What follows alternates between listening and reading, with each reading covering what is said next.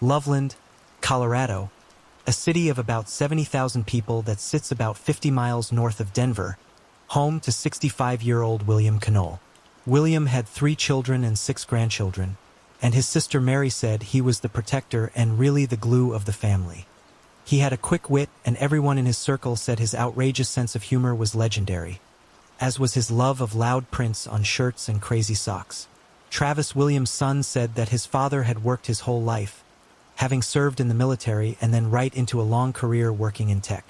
He had just received his first Social Security check after finally starting to slow things down and move into retirement.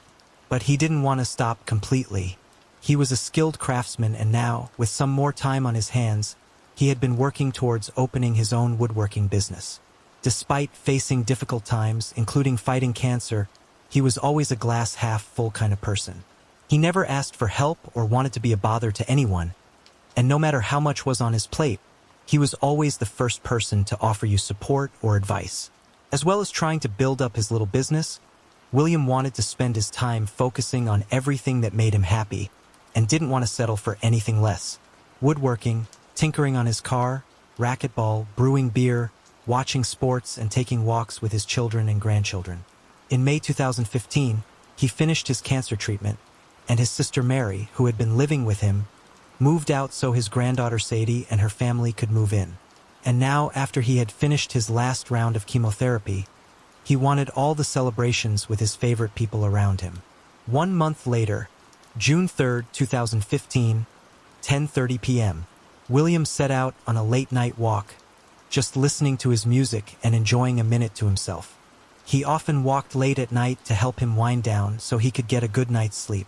It was less than a mile from his downtown Loveland home, and a walk he had taken 100 times with his grandchildren.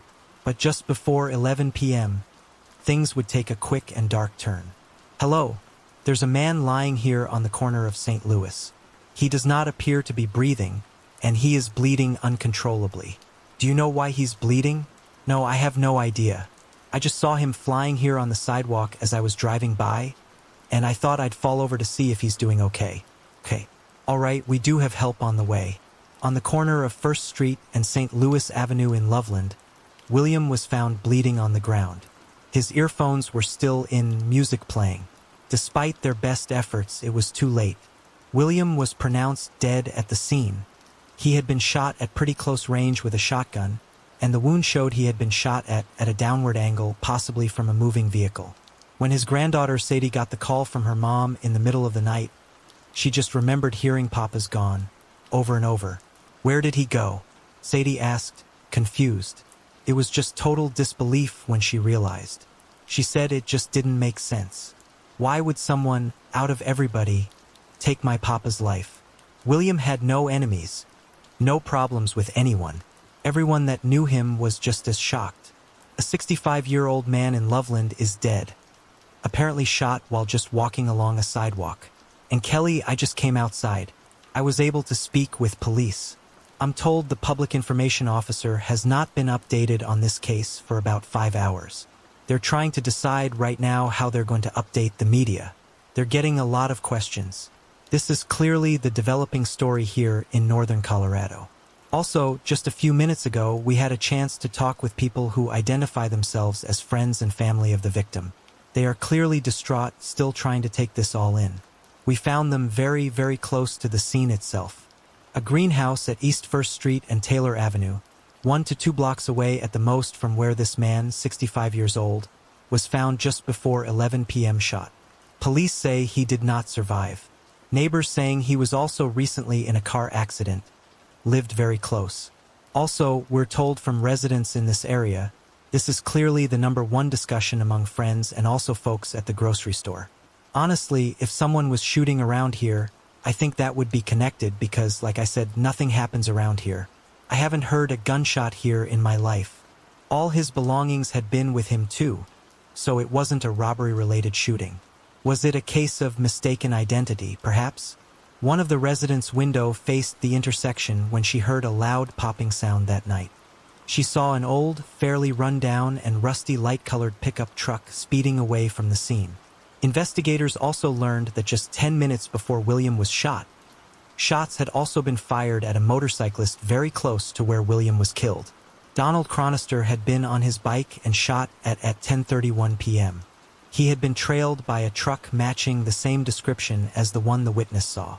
It was an older model, possibly 70s, and a "Be on the lookout" was issued. Fortunately, Donald had escaped without injury, with the bullets just grazing his back. But it seemed as if their suspect was just someone driving around, shooting people at random. Spent shell casings nearby showed them that they were looking for an 18-inch, 12-gauge shotgun in both shootings. Detectives also had a really strong lead with this truck. They just needed some footage from somewhere to hopefully show the driver and/or the number plate. A camera on a liquor store showed William strolling along with his big jacket on and hood up. It was 10:41 p.m. No one was following him on foot and the street looked quiet.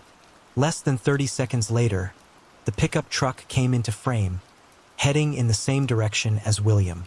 It looked like the truck was going far slower than it should have been for the road it was on, just like it was following William specifically. Just a minute later, the same truck turned around and came back into the same camera's view, going up a different street at a much quicker speed now. Sadie said that after her grandfather was killed, everything really changed in their once so safe-feeling community. No one played outside anymore, no one walked by themselves, and the streets were pretty much empty as soon as it got dark. The investigating team had pursued over 5,000 leads and conducted over 1,000 interviews. They also looked at 14,000 pickup trucks with similarities to the suspect's vehicle and processed more than 300,000 phone numbers and cleared 12 persons of interest. Although police said these sorts of crimes were rare in Loveland, cyclist John Jacoby had been shot dead on a rural road in Windsor, Colorado on May 18th, and a month before that, Corey Romero was shot in the neck on a major highway near Windsor. Miraculously, she survived. John, Corey, William, and Donald, all four appeared to have been shot from a moving vehicle and within the same 15-mile radius. So was there a link? Good afternoon. My name is David Moore.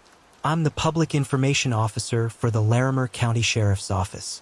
I'm also the spokesperson for the Northern Colorado Community Task Force. We appreciate everyone being here today to help us share this information with the community. We also appreciate the continued support of the community as investigators work tirelessly to solve these cases. The task force believes these cases will be solved with the help of the community. Shootings of number 1 and number 2 both appear to be random in nature and have been linked by forensic evidence. They have not been linked to any other cases under investigation by the task force. Shooting number 3 occurred on June 3, 2015, when a person was shot at while riding a motorcycle near Denver Avenue and East 18th Street in Loveland. So here's a map indicating the suspect's direction of travel for shooting number 3 of the person on the motorcycle. Shooting number 4 also occurred on June 3, 2015, when Mr. William Canole was shot and killed while standing at the intersection of East 1st Street and North St. Louis Avenue in Loveland. Shootings number 3 and number 4 both appear to be random in nature and have been linked by forensic evidence. They have not been linked to any other cases being investigated by the task force.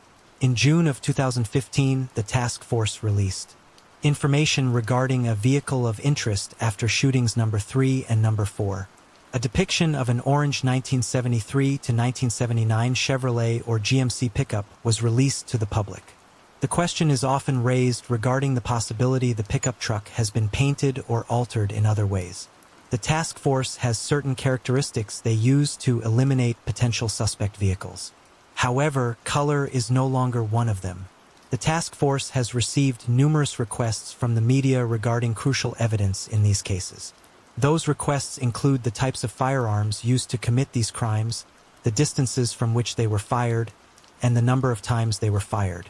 The Coloradoan recently requested the task force to confirm that Mr. William Canole was shot at close range with a shotgun from a vehicle. The task force requests that you call the task force tip line at 970-498-5599. Weeks became months, and then it was a year. And finally, they got something. Employees at a Loveland bank reported to police that the truck they were looking for matched the description of one they knew. Christopher Parker was the name linked to the truck, and they recognized it because he had caused a commotion in the bank, accusing them of taking his money. According to Christopher's Facebook page, he had owned a reddy, orangey old truck in 2015, But after the sketches and Beyond the Lookout started circulating, he had painted it white, documenting all of this on social media. When detectives reached his home and found the truck, they could still see patches of the once bright color showing through the white. The pot of half-used white paint was still sat in his tool shed.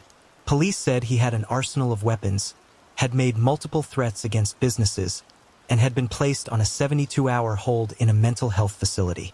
He had made further threats towards the facility. Despite this, though, he did have a very minor criminal record, which included operation of an unsafe vehicle and a misdemeanor possession of drug paraphernalia. Nothing even close to this kind of level of serious crimes they were investigating. Not much is really out there about Christopher, but Chrissy Allen was friends with his cousin and knew him a little bit. She described him as a lonely musician, but she didn't see him get upset or get violent. She added, Chrissy said it was clear from the last communication she had with him he was dealing with some mental health issues. Detectives asked him to come and answer some questions and showed him the CCTV. Christopher admitted to being in the area and briefly following Donald on his bike. He also said he saw a person crossing the street, which was likely William, but he seemed to know a lot of information about the shootings that had not been released to the public, such as William having his headphones in.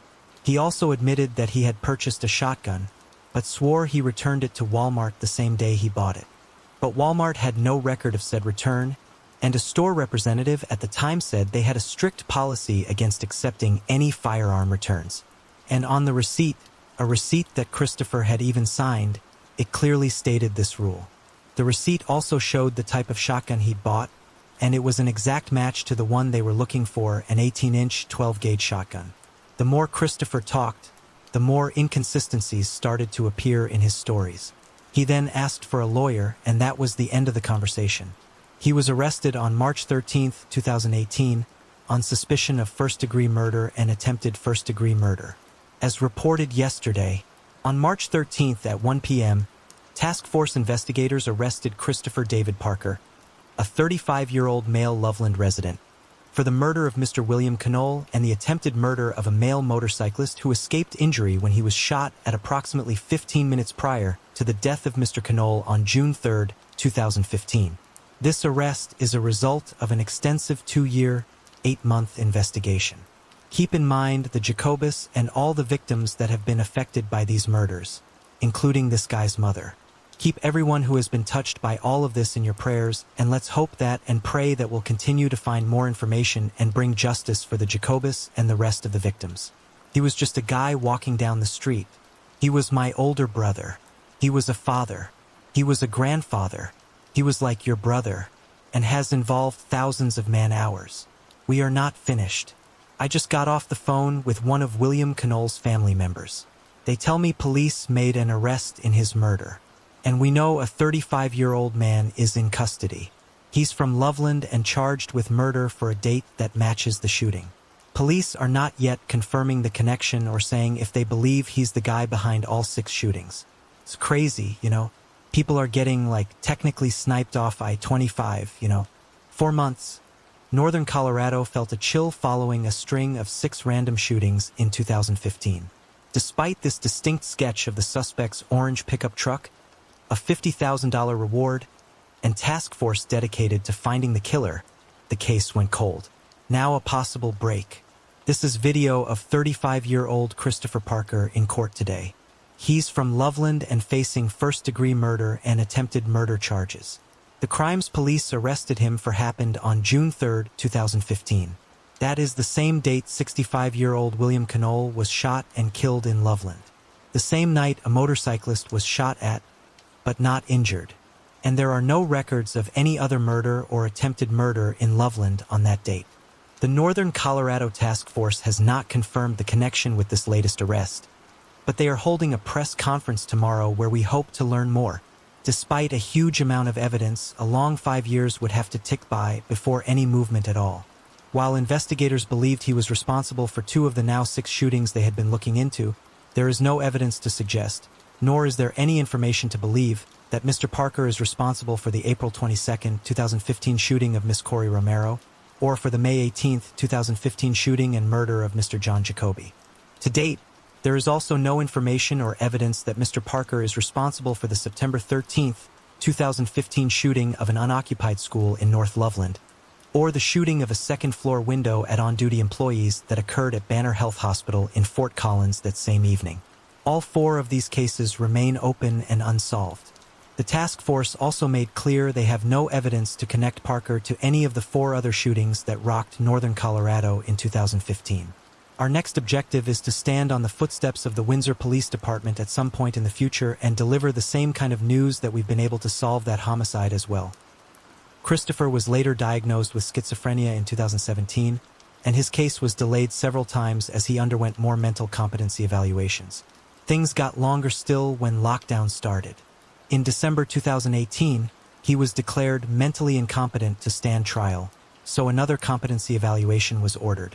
The program he was placed on required mental health officials to report to the courts every 3 months about his state of mind. A few months later, in June 2019, he was yet again declared mentally incompetent and was now refusing to take his medication, but the prosecution were not letting up. David Frank was William's longtime friend, and he said the waiting and being in limbo was mentally draining. I've been here for 5 years, sitting pretty much in the same spot month after month, year after year. I've been wrapping my head around this for a long time. I can't think of anything worse than taking someone else's life, let alone my best friend. Finally, in June 2021, Christopher was deemed competent and they could proceed with his trial. He first pleaded not guilty to everything, but the trial would never happen as he changed his plea to guilty of the lesser charge of second-degree murder. The prosecution dropped the attempted murder charges as well. He was facing between 16 and 40 years. A man from Loveland is starting a nearly 40-year prison sentence tonight for a murder 8 years ago. Christopher Parker pleaded guilty to the killing, part of a series of random shootings in 2015 that triggered a special task force to investigate. Today, a judge sentenced Parker to 39 years. He shot and killed William Canole as he was standing on the side of the street. Parker is also accused of firing at a person on a motorcycle about 15 minutes after that, but that person wasn't hurt. The shootings followed 2 other shootings on roads in Larimer and Weld counties that spring. The earlier shootings are still unsolved, with a $50,000 reward from the FBI still standing. In June 2023, the now 40-year-old was sentenced to serve 39 years in prison, with the judge giving him the almost absolute max she could. And it was almost exactly 8 years since William had been murdered. Sheriff John Fyan said this outcome delivers justice to a man who terrorized our community, but the irreparable harm he caused can never be reversed. The name of this murderer is not worth repeating, but Mr. Canole's legacy will live on here in Larimer County, as we remember the positive impact he made on all who knew him. In terms of any kind of motive, that is still up for speculation, as he has never said why he did what he did that night. It was as random and cold-blooded as you could get. Some detectives think that after John and Corey were shot, and that made the news, Christopher potentially wanted to be a copycat shooter. As well as raising money towards his funeral, William's family planned for memorial contributions and donations be made in his name and go towards a future fund with the Thompson Education Foundation. This would encourage the exposure of aged children in the local school districts to mathematics and science. He loved nothing more than teaching his children and grandchildren everything he knew, and this was a lovely tribute. They were also able to put a bench in his name at the college he graduated from. Mary said Christopher created generations of pain, generations of trauma. William's absence has been thunderous. We have been blown apart. His granddaughter Sadie said even though he isn't with everyone, she still looks up to him. He was and always will be her idol and the person she models herself on each and every day.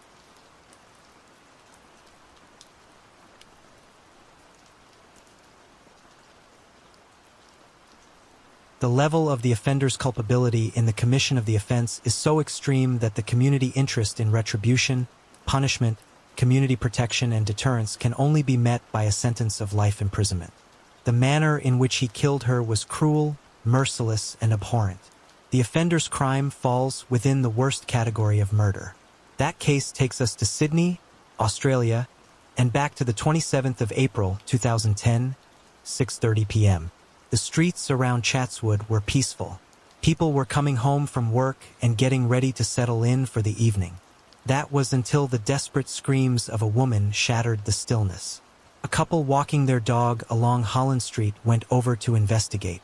They saw a man wearing a green hooded jacket and carrying a backpack, running away from the house the screaming had come from. They had tried to challenge him, but he quickly ran off and disappeared. As the couple moved closer to the house, they found a woman on the veranda. She had suffered horrific injuries, and it was clear that nothing could be done to save her. Michelle Beets had been murdered on her own doorstep. Michelle had just arrived home from work at the Royal North Shore Hospital. She had been born in New Zealand and attended Epsom Girls Grammar School in Auckland, and later worked in the heart department at Green Lane Hospital. Since moving to Sydney, she had worked in the emergency department at Royal North Shore Hospital for 25 years, and the past 10 years had been as a nurse unit manager. As with all jobs in healthcare, it was extremely hard and stressful. It was long hours with massive workloads, but Michelle took it all in her stride. She was described as quiet and reserved, but she didn't take nonsense from anyone. Michelle was very popular and well respected amongst her peers. This was what made the news of her murder so hard to process. Who on earth would want to hurt her, and hurt her so violently? Police thought maybe she had disturbed someone robbing her house, but this theory was quickly shut down. The electricity to her house had been cut off deliberately at a junction box by the front door. This meant that both the outdoor sensor light and the alarm system to the property had been disabled. Her shed door also appeared to have been tampered with. She had been ambushed in a planned attack. Her throat had been cut and she had been stabbed multiple times in her chest, head and throat, before being left to bleed to death on her veranda. The police began looking into the personal records of staff members at the hospital. Michelle had reported drugs being stolen, and a member of staff had been fired as a result. Maybe a disgruntled former colleague would have a motive. The area was cordoned off, and officers began the painstaking task of hunting for clues. More than 20 markers led away from the property, heading along the footpath in the direction of Johnson Street. It was reported that they indicated the path her killer had taken as he ran away. The police also appealed for the public's help in tracking down this man. Michelle's day had been a typical one.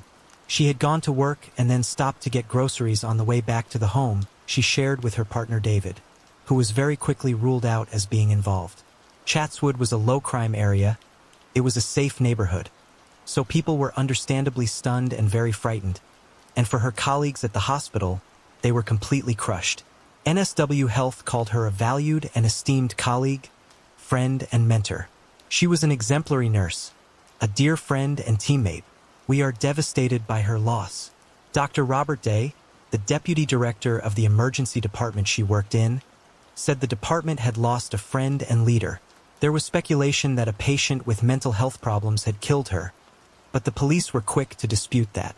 That is not correct, Superintendent Terrence Dalton said. It's an ongoing homicide investigation. Police are looking into the victimology of the victim, which includes looking into her complete background, everything about her. A number of her work colleagues have been interviewed thus far. Statements have been taken, her family have been spoken to, and the police will continue along those lines of inquiry.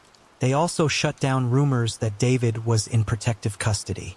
On the night she was killed, she was due to have dinner with David and an old friend, Franz, someone she had grown up with. Franz was over in Australia for a dragon boat racing competition, and they had arranged to meet up and have a long overdue catch-up. He would cancel the dinner and return to New Zealand, and he was left in total shock when he found out what had happened to his friend. The gruesome way she died is unbelievable, he said. In speaking to people, one name had come up. Michelle had told people she worked with at the hospital that a man had been starting to freak her out. 48-year-old Walter Marsh. Walter Marsh was a former U.S. Marine. He had worked at the Royal North Shore Hospital with Michelle. He had arrived in Sydney in February the previous year and had a 12-month contract with the hospital. He said that he could remember seeing Michelle a few times while he worked there, but he said they hadn't fallen out or anything of the sort. But upon digging further, this didn't appear to be true. He had been on a 12-month contract, but in early 2010, this hadn't been renewed. He blamed Michelle for this. He believed that she had given him bad references, which stopped him from finding further employment. He needed a job to be able to stay in Australia. He didn't want to go back to the United States, as he had a massive child support bill waiting for him. He was a firm person of interest, and he certainly did seem to have a motive for wanting to hurt Michelle. Walter had gone back to the hospital just a few days after the murder, but this time as a patient, as he had suffered a seizure. Her colleagues were treating the man they knew was the prime suspect in her killing. Even though his name and identity were not being released at this point, he did continue to speak to the media, who blurred his face. He denied any involvement. "Did you kill Michelle Bate?" "No." He said he liked Michelle and he enjoyed the people he worked with. "I enjoyed the eclectic mix of personalities and thought we all got along wonderfully," he said. He added that he thought he was being targeted because he was not Australian. He was adamant that he was innocent. He said the police had made up their minds that he was involved, but he had nothing to do with it. "I'm not a killer, and I certainly would never harm a woman," he said. "The police think that just because I have a military background that I am a killer. I'm not." He said that Michelle had been the one to interview him over the phone when he was in America for the job, and she had sponsored his visa. He said that although his contract hadn't been renewed, this hadn't jeopardized his visa, and he bore no grudge towards Michelle. His apartment was also searched over the course of 3 days, hoping that vital clues or evidence would be found. He said that on the night of the murder, he had met his wife at a nearby train station at around 7 p.m., after she had finished work and they had gone home together. But how did he account for the fact that there was CCTV footage of him throwing a backpack away into a bin at a local shopping center? "I was always going to throw away that bag. It's no big deal," he said. To try and find the backpack, the police searched through tons of rubbish across various sites, but found nothing. Even though the police had spoken to him twice, there was not enough evidence to charge him. But that would soon change. The investigation into Walter continued, and the police finally got the lead they had been looking for. He was taken to the station for a third time. "Did you know where she lived?" "No." "No? No." "You ever been to a house?" "No." "Were you ever trying to use knives?" "No." In his police interview, Walter Marsh said he was astounded when he heard about the murder of his former boss. "I was horrified." "Horrified? It was terrible that somebody would do that." "Did you murder Michelle Boots?" "No." The officers also spoke to his wife. She said that, on the night of the murder, just half an hour after the fact, he had said to her, "I did it. It's done. The bitch is gone. No more bad references." He also practiced throat-slitting techniques on his wife and brother-in-law, techniques used by the Marines to kill someone quickly and quietly. Walter Marsh was subsequently arrested at his Lane Cove apartment, and 3 weeks after the killing, he was charged with the murder of Michelle Beats. He was refused bail. A former U.S. Marine will stand trial for the murder of Michelle Beats. Walter Marsh is accused of killing the nursing manager with a knife at her Chatswood home in April. His wife and brother-in-law gave evidence against him at a committal hearing. They said he practiced his knife technique at home and hated his former boss. A magistrate today referred the case to trial in the Supreme Court. Michelle's brother Marty said the news of him being charged was fantastic. "Of course, we must now see justice do its course. We just have to let the police do what they do, let the law do what it does, and it probably won't be long until it goes to court that you're believing it's happening." Michelle's father Robbie said he was happy with the news, but did express enormous empathy for Walter's family too. "I feel sorry for Mr. Marsh's wife and for his family in the U.S. I hope the trial will be speedy, correct, and come to a proper end," he said. Walter Marsh, a 49-year-old former U.S. Marine, is due to face a committal hearing. Next month, he hasn't yet entered a plea to the charge of murder. Documents tendered to the court say that Walter Marsh's wife and brother-in-law are due to testify against him. The papers reveal that the case against Mr. Marsh will include admissions he allegedly made to his wife about the killing. Walter had no reply to the charges, and the judge accepted this silence as a plea of not guilty, meaning that this would be going to trial. He was also found to not have any substantial impairment or mental illness. The man accused of murdering Sydney nurse Michelle Beats is on life support after a failed suicide attempt. Walter Marsh was rushed to hospital on Saturday morning after he was found in his prison cell with his wrists and throat cut. A suicide note was reportedly also found in the cell. Marsh is alleged to have stalked and then killed Michelle Beets at her Chatswood home in April this year. After the attempt on his life had failed, and he was released from hospital, the trial of Walter Marsh would begin. It would emerge that Walter had actually been planning this and stalking Michelle for weeks. He had observed her house to work out what security systems she may have had and what the layout inside was. Walter wanted to know what her pattern and her routine was, so he would call her home phone multiple times each day from payphones to see when she usually got back. She even saw him on her street on one occasion. This was why she had told colleagues he was really starting to freak her out. On the day of the murder, Michelle had changed her routine. Instead of driving into her driveway, she had backed in instead, meaning that she had come face to face with him. He had sat in wait with a balaclava over his face. He even had his knife sharpened in preparation. It also emerged that he had asked his brother-in-law to go with him to Michelle's house to keep watch for him, and he had also bought clothes from a second-hand store to wear specifically during the murder. He had told her that if she stopped screaming, he wouldn't hurt her, but he then slit her throat using the technique he had learned in the military and repeatedly stabbed her. The prosecution argued that Walter had developed a deep resentment and hatred of Michelle, as he believed that she had given him bad references which had stopped him from finding a job. He had referred to her as a fucking bitch on more than one occasion and said she needed to be gone. Michelle's partner, David Grant, was there for the start of the trial, which he says presents the opportunity for justice. Investigators claim Marsh had cut off the power to the house and broken a back door to make it look like a break-in. This is the couple that discovered Michelle Beets' bloodied body on her front doorstep last year. Carmel and Gordon Bevan had been walking down Holland Street when they say they heard a woman scream, then the sound of slapping. Mr. Bevan said when he felt for Miss Beets' pulse, he felt the gash in her neck. He says she turned towards him as if she was trying to speak. Then after they made eye contact, she died.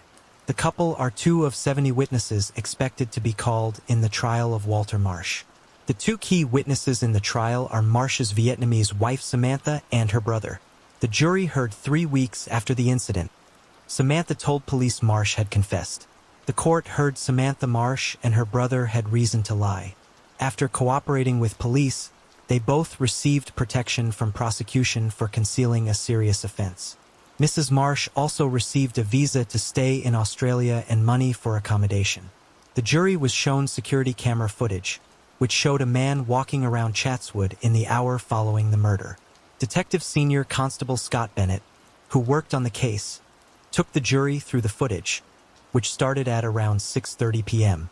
The man was dressed in a white shirt with black bottoms and was carrying both a bum bag and a plastic bag as he walked west on Victoria Avenue and headed into the Chatswood shopping center. He went into an accessible toilet and then into the men's toilet before going to the food court and putting things into the rubbish bins. Scott Bennett said that Walter had significantly altered his appearance since his arrest, but he believed he was the man on the footage. Police claim Marsh was captured on CCTV at Chatswood Chase Shopping Center about an hour after the alleged murder, but his lawyer told the court the figure in the video may not be his client, adding the place is well lit with people around and whoever committed that murder would have been covered in blood. The court heard that Walter, who had been born in Belfast, had told his wife that he had permission to kill from an organization. His wife said that around a month before the murder, he had said, "Finally, I got permission from the organization in Ireland to kill Michelle Beets." Samantha Marsh says about a week before the death, her husband bought a set of unusual clothes, some shoes and a pair of rubber gloves. Mrs. Marsh said she saw her husband wear the outfit once, but then never saw the clothes or the gloves again. Mrs. Marsh added on the 27th of April last year, her husband told her he changed in a nearby garage, then got rid of his old clothes, the gloves, and the knife. It also emerged that in the weeks before Michelle's murder, Walter had been plotting another one, that of his ex-wife back in the United States. The prosecutor said he had flown back to America with the intention of murdering his first wife because of his unpaid $50,000 child support bill. But ultimately it didn't happen and he didn't kill his ex-wife. It shows some degree of pre-planning, the prosecutor said. He thought he would solve the problem by murdering his ex-wife. Then it turned to murdering Michelle Beets. In November, the jury had reached their verdict. Guilty verdict in the trial of the man accused of murdering Sydney nurse Michelle Beets. 10's Gabrielle Boyle has been following the case and she joins us now. Gabrielle, Walter Marsh has always maintained his innocence. So how did he react to this conviction? When the guilty verdict was handed down, a loud round of applause erupted from the public gallery. The family and friends of Michelle Beets were clearly absolutely delighted with the result. It has to be said, though, the reaction of the murderer was quite bizarre to say the very least. He smiled, he giggled. He joked with his lawyer, he acted very casual. He took repeated sips of water, sat back in the dock and looked very relaxed. As he was led away to his cell, interestingly, he made a tut-tut-tutang motion to the victim's friends and family. What exactly that was meant to mean, perhaps we will never know. After an unimaginable loss, a small measure of relief for the family and friends of Michelle Beets. I'm personally very relieved at the result today. It's been a long, hard 18 months for myself, Michelle's family and friends. We just want you to know what a beautiful, wonderful person she was. And she's so sadly missed. The face of a killer with no remorse. Justice Derek Price said nothing other than the maximum penalty was appropriate for his barbaric crime. The level of the offender's culpability in the commission of the offense is so extreme that the community interest in retribution, punishment, community protection, and deterrence can only be met by a sentence of life imprisonment. He told his wife that he wanted to confront Ms. Beets by pretending to distribute Mormon books and by wearing a Mormon uniform to freak her out and scare her. However, his intention became an intention to kill. The manner in which he killed her was cruel, merciless, and abhorrent. The offender's crime falls within the worst category of murder. I'm just happy that he's off the streets and can't cause any more harm to anyone else. I agree with Justice Price that it certainly was in the worst category. It's unclear if Walter Marsh was even listening to what was being said inside court. He ignored a request by the judge for him to stand for his final sentence and had to be prompted by his lawyer. Marsh could appeal against the severity of his sentence, but David Grant says he hopes today's judgment will see any such challenge fail. Carl Herr, ABC News, Sydney. This wasn't just a victory for her family, but also for the police who would help bring him to justice. Although nothing was going to bring Michelle back, knowing that the person who had killed her would now spend the rest of his life behind bars did bring some degree of comfort. As previously said, Walter Marsh had been speaking to the media, and one of them was journalist Clementine Cuneo, and she had an extraordinary story to tell about her interactions with Walter Marsh. Over 2 weeks in March last year, I formed an uncomfortable bond with Marsh. We spoke often over the phone as he repeatedly denied he was the killer. Then, one Tuesday, as I visited the hairdresser, he called again. He said he needed to tell me something, and that it wasn't particularly good. As he spoke, he began explaining to me that when people are desperate, they do desperate things. He rambled incoherently for a few minutes, but I kept listening, keen to work out what he was on about. I needed the money, Marsh said. Then the penny dropped. I asked Marsh, Walter, what are you saying to me? He replied, I had to do it for the money. At that moment, I realized I was hearing the confession of the killer. I told him he shouldn't be telling me this, that he must call the police. He went on, I have cancer, so I'm going to die anyway. My wife wants to go back to Vietnam to start a business. The money is for her. It was a contract killing. Marsh tried to convince me. I cut the conversation short. I felt completely uncomfortable and quite scared by what I'd been told, and I called the police. That night, I received 2 more calls from Marsh urging me. Meet him. I agreed and went to his home briefly the next morning with a photographer. What I wasn't aware of at the time was police were already interviewing Marsh's wife and brother-in-law. Their evidence, plus Marsh's phone call to me, was enough to arrest and charge him with murder. For years after he was convicted, Walter Marsh launched an appeal against his sentence. The aim was to get the term reduced to a minimum of 24 years. His lawyers argued that certain evidence surrounding his training with using knives whilst in the Marine Corps should not have been admitted in the trial. There are no striking similarities between the method Marsh was allegedly taught to inflict and the wounds inflicted upon the deceased, it was argued. It was also argued that the sentence of life was manifestly excessive. They said there had been no torture prior to the murder, no sexual motive, no more than one victim, and Walter had a clean criminal record. Justice Harrison said that the murder demonstrated a high level of planning and was clearly a sustained and merciless attack upon an innocent and defenseless victim. These matters combined to raise the awful specter of future dangerousness to the community, he said. For those reasons, the appeal was rejected and the original sentence stood. Speaking outside court, David said he was relieved by the outcome. April 2020. 59-year-old Walter Marsh was found dead in his cell at Lithgow Correctional Center. He was found at 8:20 a.m. and no cause of death was immediately given, but it was later reported he had taken his own life. Michelle Beats's funeral had been attended by more than 1,000 people. It was clear just how much of an impact she had had in her community. Following her death, the Michelle Beats Award for Inspirational Pediatric Care was founded. It aims to recognize the achievement of individuals who go above and beyond to advance children's health in New South Wales. Adding, Michelle was deeply committed to nursing practice education and demonstrated the highest standard of nursing professionalism, investing in the best level of care for all patients. Those who win the Michelle Beats Award each receive $25,000 worth of medical equipment for their hospital via the Humpty Dumpty Foundation, as well as a $5,000 bursary for professional development, training, or research. Though her life was tragically cut short, Michelle's legacy continues to live on. Her legacy lives on not just in the award, but in the lives she touched throughout her many years in healthcare. Every patient she cared for, every colleague she supported and helped, every act of kindness and selflessness she displayed, they are echoes of a life spent in service to others. And while justice was done, and may bring some degree of peace, it is her compassion, her dedication, and her humanity that continue to endure.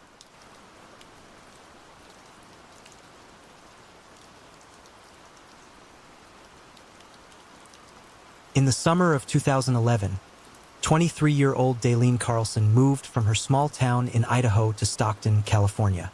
Sporty, sociable, and adventurous, Dalene enjoyed snowboarding, fishing, camping, and long walks with her dog Maddie. Dalene had decided to relocate to Stockton to move in with her aunt and cousin. She was here for one thing and one thing only, to further her career. After years and years of saving up from her various restaurant jobs, she had enrolled at San Joaquin Delta College to major in child development. And with just a few months to go before college started, Dalene was busy putting names to new faces and getting to know the area. Her cousin Cecily was always her tour guide, but on August 6, 2011, Dalene would venture out alone. Cecily had a fever, but Dalene still wanted to go out.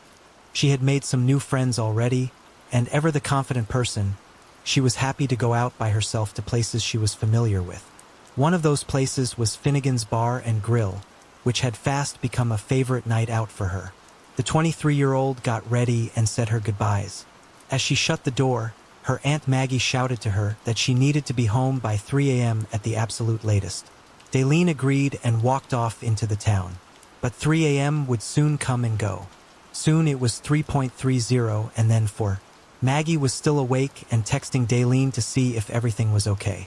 Hoping she had slept at a friend's house, Maggie tried to get some rest, but with every hour that ticked by without the sound of the door opening, she was waking up, tossing and turning.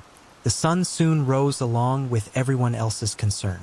If Dalene had spent the night at a friend's house, she would have found a way to charge her phone and contact people. Safe to say, sometimes you just know when you know, and something was seriously wrong. Maggie called around her daughter and niece's friends before she decided to call 911 and report Dalene as missing. And with this, just a couple of months after she moved, the 23-year-old had disappeared. Unfortunately, it was too early to file an official report, but police logged it anyway, and her family and friends started looking around the streets for her. But as it went from hot and light to cool and dark, there was no sign of her. The following morning, the police got to work. Dalene had asked Cecily to take a picture of her before she left the house, so Dalene could look at her outfit. Her dark brown hair had been down, and she was wearing a black and white vest top with ripped blue denim jeans. Armed with this, the officers started with Dalene's original plan for the evening.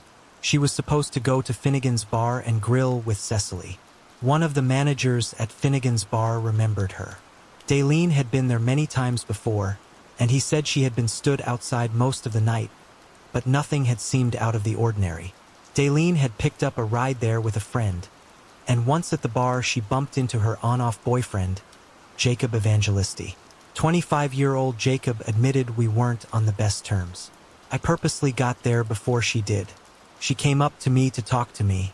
He said the couple had got into quite a big fight 4 days before. He was drunk and grabbed Dalene's arm as she tried to get away from him.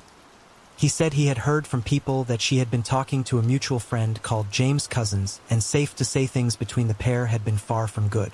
Jacob said they hung out with a few friends that night, but were keeping their distance. That was until Dalene actually broke up with him. He was upset and wanted to work things out, but it seemed she was done. Jacob maintained Dalene had left the bar before him, but he didn't see if anyone was with her. His story did match with employees.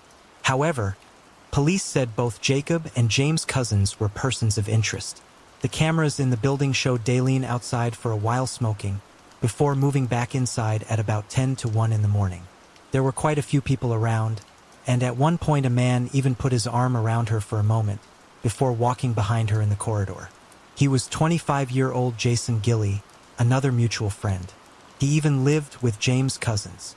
Dalene then went back outside, where she spoke to Jacob. She looked animated and was moving her arms around a lot.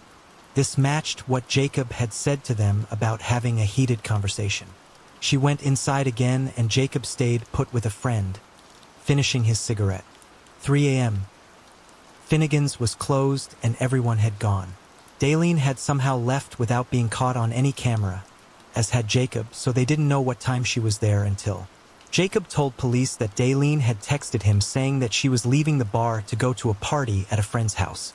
He then had about 12 calls from her after she left the bar.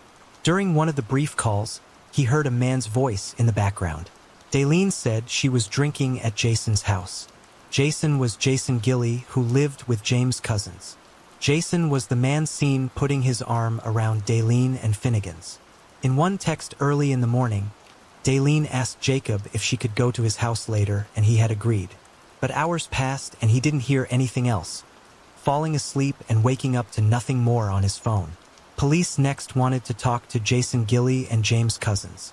Jason Gilly shared the house with his mom, grandma, and James, who was also staying there too. James was pretty upfront and to the point. Yes, he and Dalene had been chatting, but nothing was official and they weren't in a relationship. He was also quickly able to prove that he was out of Stockton on a trip, something corroborated by multiple people. Jason Gilly also said he couldn't help the police. He said the pair had parted ways at the bar. He had offered her a lift home, but had to leave without her at 1 a.m. because his grandmother had texted him that his young son was sick. But Jacob said Dalene told him she was drinking at Jason Gilly's house. His grandma said Jason had arrived back home himself at about 1:30 a.m. Jason then pointed the detectives back to Jacob and the fight he and Dalene had had. He actually had witnessed the whole thing and said it was pretty bad. So police were really no further forward. Also new tonight, the search is intensifying for a Stockton woman who mysteriously disappeared after a night out. 23-year-old Dalene Carlson was last seen on August 7th.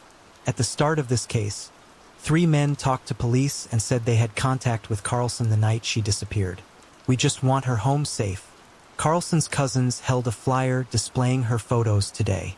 The family has been fraught with worry since Carlson disappeared last weekend. She was last seen at Finnegan's Pub and Grill very early last Sunday morning. I just want my family to, have peace and get my aunt, get her daughter home. We hope. There's a hope that we would love to find her safe. But as time progresses, it looks more grim. For now, investigators plan to be here all afternoon, and we're told that Carlson moved here from Idaho to start a new life. She had plans to attend Delta College and was living with family when she disappeared. Meanwhile, family and friends were working hard to raise some money, managing to get $1,000 together to add to the Crime Stoppers' already $1,000 reward for information. A local semi-pro football team wanted to host a game and raffle to raise more money, and everyone was out giving out flyers and searching. But things were really not looking good. Friends said having to talk your brain out of every single possible scenario is exhausting and scary. That not knowing, trying to connect the dots that may or may not exist, creating lines to read in between, to maybe figure something out, is all-consuming. But when someone is missing, your mind is constantly going at 1,000,000 miles an hour. Unfortunately, investigators had exhausted all of their leads from Finnegan's, so they had to move elsewhere. Going from business to business in the area asking for any and all camera footage, they finally got a lead from a 24-hour food for less store. At 1:30 a.m., the camera showed Dalene and a man buying some alcohol in there. It was Jason Gilly, the same man that had told them he had left her at the bar and hadn't seen her since. The police took him in for questioning a second time because now he had been caught in a pretty big lie, but they gave him a chance to come clean. "What time did you get home?" "About 1:20, 1:30. When he confirmed his original story of being home at 1:30 a.m., they showed him the CCTV footage. "We know a lot more." Jason then suddenly remembered that he had gone to buy some Jaeger with Dalene at Food for Less, but he said he had dropped her back off at Finnegan's before heading home. Detectives could tell there was definitely more to his story, and as they pressed him more, he started getting teary. He admitted that they had gone to his house, where they had had consensual sex. But he said she was angry after and seemed to regret sleeping with him, so she decided to walk home. He followed her in his car, picked her up and drove her 40 miles south, dropping her off at a random place at her request and then getting gas. He said he felt horrible about his decision, and as the days passed, the more worried he became. Knowing he was seemingly the last person to see her, he had lied to protect himself. The police felt in their guts that Dalene was dead, and they bluntly came out and asked Jason where her body was. "Where are we going to find her body? Help us find her. Help us bring her home. Her family deserves it. Do you have it for her? She has a passion, is there? I know that she does. Do her. Jason, don't do this. Please, really." It was here, just as they felt they might be getting somewhere, Jason asked for a lawyer. Investigators arrested 25-year-old Jason Gilly for kidnapping and holding Dalene against her will. They did not have enough for a murder charge. Jason was denying everything. His mom was adamant that he was innocent, and Jason's family would then say that in fact Dalene was at the house with Jason, but she left alive and well Sunday morning. Another contradiction. Although Jason was now the only suspect in her disappearance, he walked out of custody after prosecutors said there wasn't enough evidence to press charges against him for kidnap. The prosecutor said it doesn't matter how strong your gut is, you have to be able to prove something. So the police needed more. They needed to find Dalene.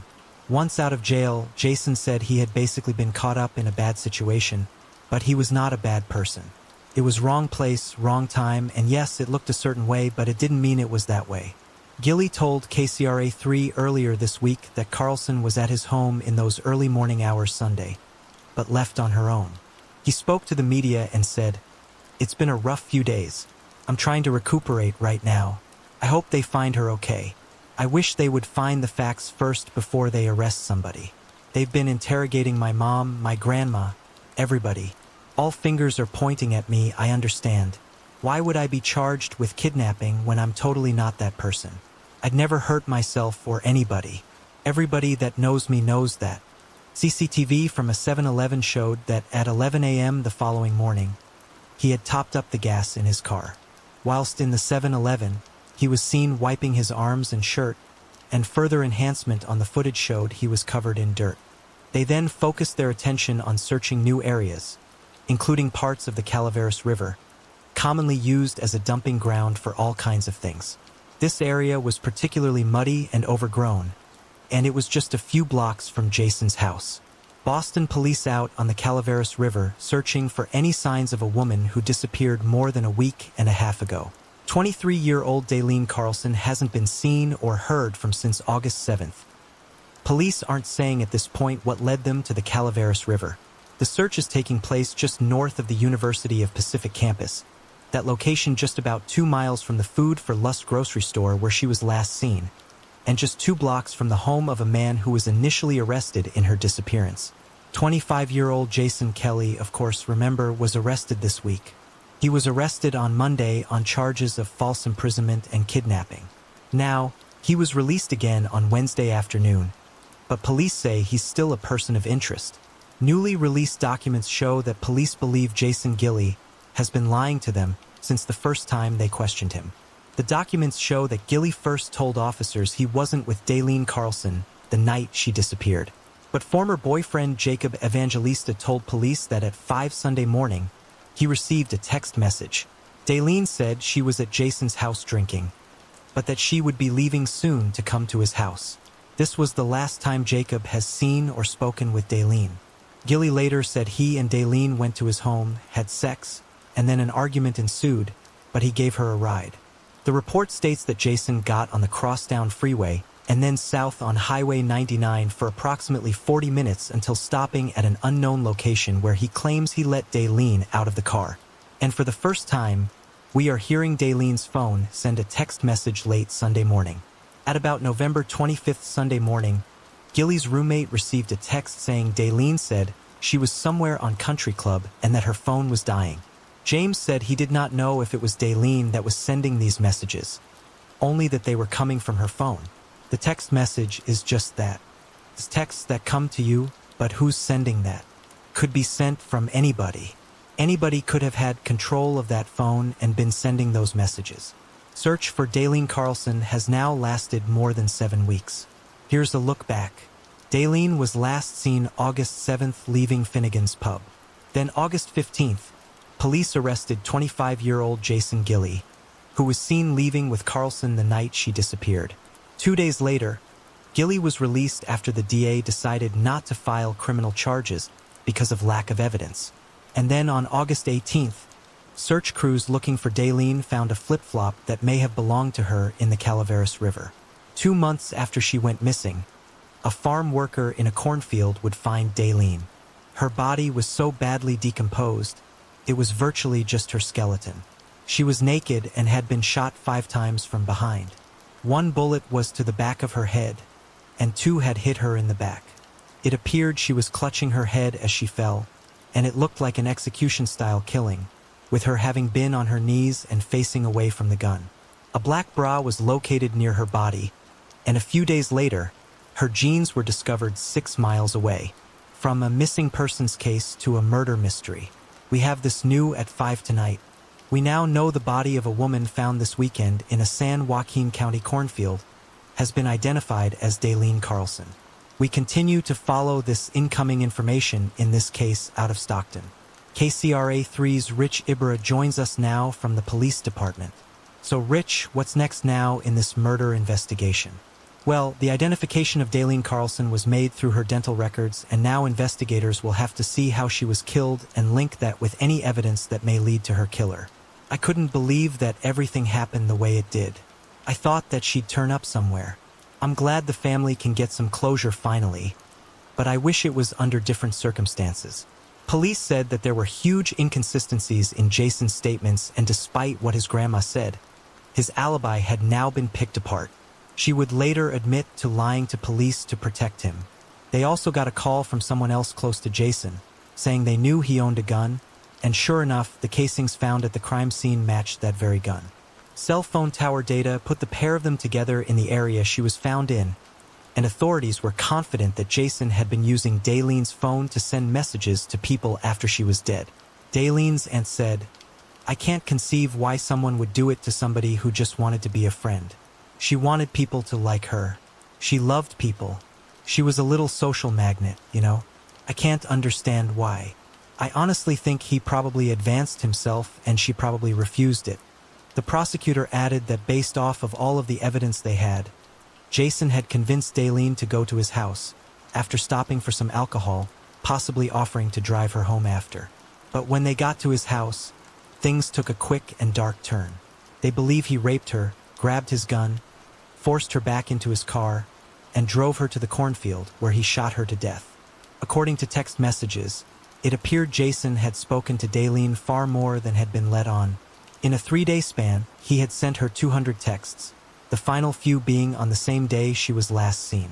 The messages had become more demanding and sexual, including incessant requests for her underwear and photographs of her naked. Dalene would either try to laugh them off and ignore them or just dismiss him outright. He had a real fixation with her, and authorities said the only possible motive for wanting her dead would be because he sexually assaulted her and he knew she would report him. The prosecutor said he killed her because he raped her and he didn't want that information to get out. Why bring the gun to take her home? Because she were never going to take her. What was going through her head when she was being marched in that cornfield? The defendant had Dalene strip and kneel down with her hands behind her head. The prosecution's case was now as strong as it could be, and they had more than 1,000 pages of evidence, and that was without the phone records. Jason Gilley was charged with the kidnap, rape, and murder of Dalene Carlson. We're learning more information tonight about the death of a Stockton woman and the evidence against the man accused of killing her. KCRA 3's Melinda Meza was in court for the second day of hearings to look at the evidence against Jason Gilley. Well, court just wrapped up a short time ago on this day 2 of Jason Gilley's preliminary hearing. Now it's up to a judge to decide if there's enough evidence in this case to go to trial. Gilley is accused of murder, rape, and kidnapping of Dalene Carlson. Because of the special circumstances of the kidnapping and rape, it made him eligible for California's capital punishment. However, back in February 2006, the execution of condemned inmate Michael Morales was temporarily suspended because of his defense claims that California's administration of the lethal injection would subject him to an unnecessary risk of excessive pain, and thus it would violate the Eighth Amendment's prohibition of cruel and unusual punishment. Morales had been on death row since 1983 for the kidnap, rape, and murder of Terry Winchell. This had flowed into other capital punishment cases, and the DA announced they would not be seeking the death penalty, but they were pushing for life without parole given the level of premeditation. His former best friend Robert Cousins said he was disgusted and had completely written him out of his life. When things in the media were tough, Robert let him stay at his house to get away from it all. Everyone had defended him so much because of how adamant he was that he had nothing to do with it. 23-year-old innocent woman. She didn't deserve to die the way she did at all. So why'd you come down here today? To be honest, I want to watch this step by step. I want to see this man go down for what he did to that girl. I got a 5-year-old daughter at home, so I don't feel any sympathy for him or his family, anybody who lied for him, anybody that helped him out. I don't feel sorry for him. How did you know Mr. Gilley? I've known him for 20 years. He was my best friend. His stories changed so many times. I mean, I don't see how people can sit back and look like, if this guy's innocent, why is he continuing to lie? Did you have any interaction with him after Dalene went missing? Yes. Describe that. He had been staying at my house for a couple weeks, just to get away from it all. People coming by his house, bugging him. 20 years I was trying to help him out. How was his demeanor? Cool, calm, and collected, really. He wasn't worried. That's what the eerie part is. Just cool, calm, and collected. Wasn't worried? Not at all. It didn't seem like it at all. I sat him down one night and I asked him, "Did you have anything to do with it? Do you know what happened to her?"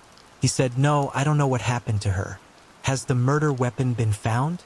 "We have no murder weapon. We're well within our right to charge personal use of a firearm. We have ballistic evidence. We don't have we have not confirmed that we have the actual weapon itself, but there's ballistic evidence. We have a series of facts, forensic and otherwise, that would allow us to deduce one fact, and that the fact is that she was raped. We'll be put to that test at the preliminary hearing and have a judge determine whether the circumstantial evidence shows that or not. Do you think anyone else was involved?" "Not. In my heart of hearts, I think it was just him. You said you describe yourself as his best friend for all these years." "Yeah." "Are you supporting him now?" "No, I can't support something like that. I can't support it. Just seeing all the facts that are starting to come out, I can't support something like that." As soon as Jason was removed from protective custody and placed in general inmate population, he was beaten up that evening by Dalene's cousin. It was now just over 2 years since Dalene went missing and Jason would go on trial. After numerous different stories, Jason's final one was this. Jason left Finnegan's bar with Dalene. They bought alcohol at the store and he took Dalene back to his house where they slept together. He said Dalene then got angry and wanted to go home, demanding that Jason drive her. He said in the car Dalene called him a piece of garbage and tried to jump out of the moving vehicle, but Jason had locked the doors.